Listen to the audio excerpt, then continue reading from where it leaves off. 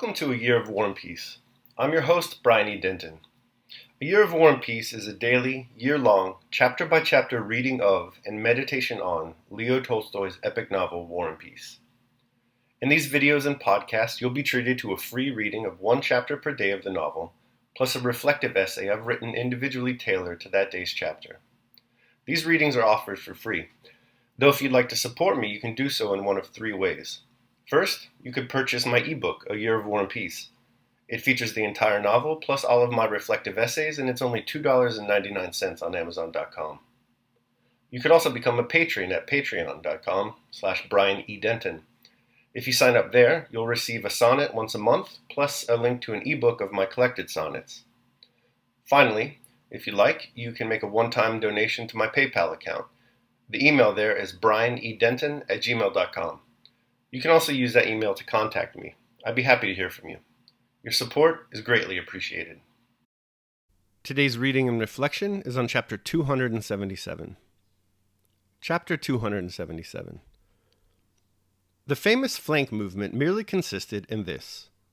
After the advance of the French had ceased, the Russian army, which had been continually retreating straight back from the invaders, deviated from the direct course and, not finding itself pursued, was naturally drawn towards the district where supplies were abundant. If instead of imagining to ourselves commanders of genius leading the Russian army, we picture that army without any leaders, it could not have done anything but make a return movement towards Moscow, describing an arc in the direction where most provisions were to be found and where the country was richest. That movement from the Nizhny to the Ryazan, Tula, and Kaluga roads was so natural that even the Russian marauders moved in that direction, and demands were sent from Petersburg to Kutuzov to take his army that way. At Tarantino, Kutuzov received what was almost a reprimand from the emperor for having moved his army along the Ryazan road, and the emperor's letter indicated to him the very position he had already occupied near Kaluga. Having rolled like a ball in the direction of the impetus given by the whole campaign and by the Battle of Borodino, the Russian army, when the strength of that impetus was exhausted and no fresh push was received, assumed the position natural to it. Kutuzov's merit lay not in any strategic maneuver of genius, as it is called, but in the fact that he alone understood the significance of what had happened. He alone then understood the meaning of the French army's inactivity. He alone continued to assert that the Battle of Borodino had been a victory. He alone, who as commander-in-chief might have been expected to be eager to attack, employed his whole strength to restrain the Russian army from useless engagements. The beast wounded at Borodino was lying where the fleeing hunter had left him. But whether he was still alive, whether he was strong and merely lying low, the hunter did not know. Suddenly, the beast was heard to moan. The moan of that wounded beast, the French army, which betrayed its calamitous condition, was the sending of Lauriston to Kutuzov's camp with overtures for peace. Napoleon, with his usual assurance that whatever entered his head was right, wrote to Kutuzov the first words that occurred to him, though they were meaningless.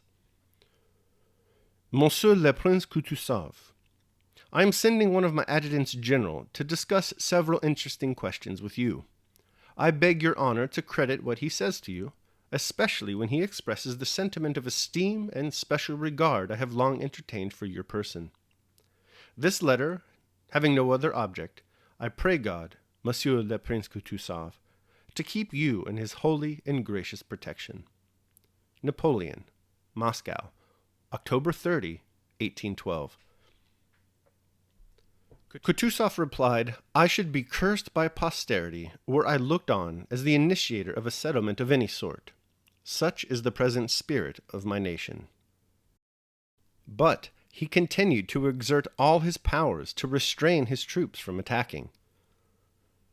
During the month that the French troops were pillaging in Moscow and the Russian troops were quietly encamped at Tarantino, a change had taken place in the relative strength of the two armies, both in spirit and in number, as a result of which the superiority had passed to the Russian side. Though the condition and numbers of the French army were unknown to the Russians, as soon as that change occurred, the need of attacking at once showed itself by countless signs. These signs were La Ruston's mission, the abundance of provisions at Turretino, the reports coming from all sides of the inactivity and disorder of the French, the flow of recruits to our regiments, the fine weather, the long rest the Russian soldiers had enjoyed, and the impatience to do what they had been assembled for, which usually shows itself in an army that has been resting.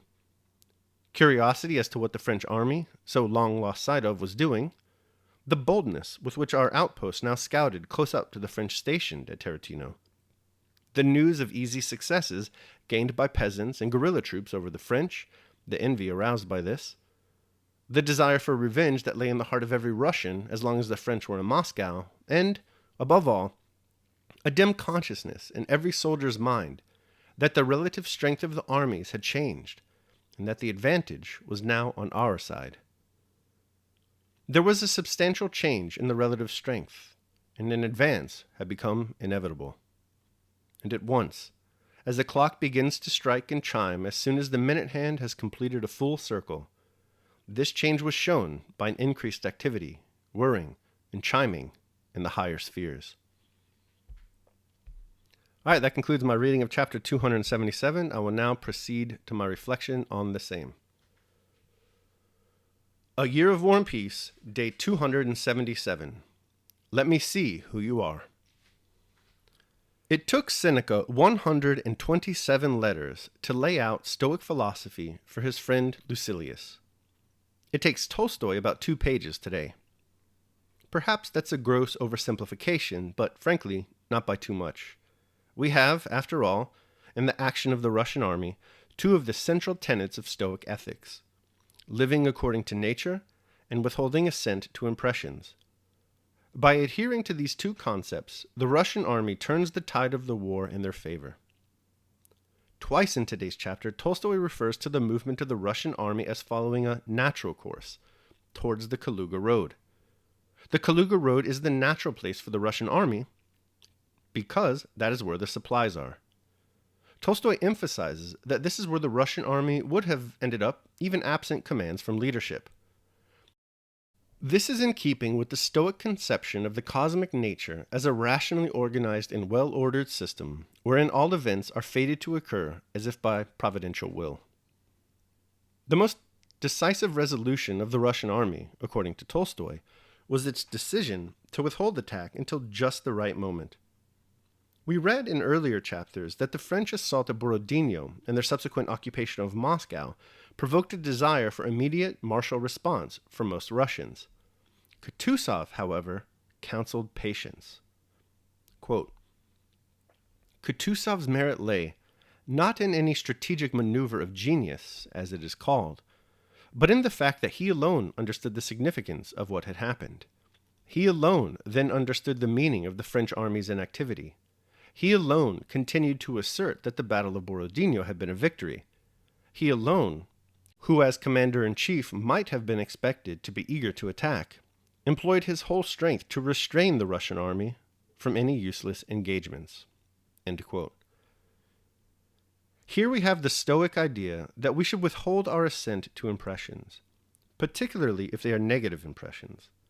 This restraint allows us to think rationally about what has happened, and avoid reacting irrationally within the heat of the moment.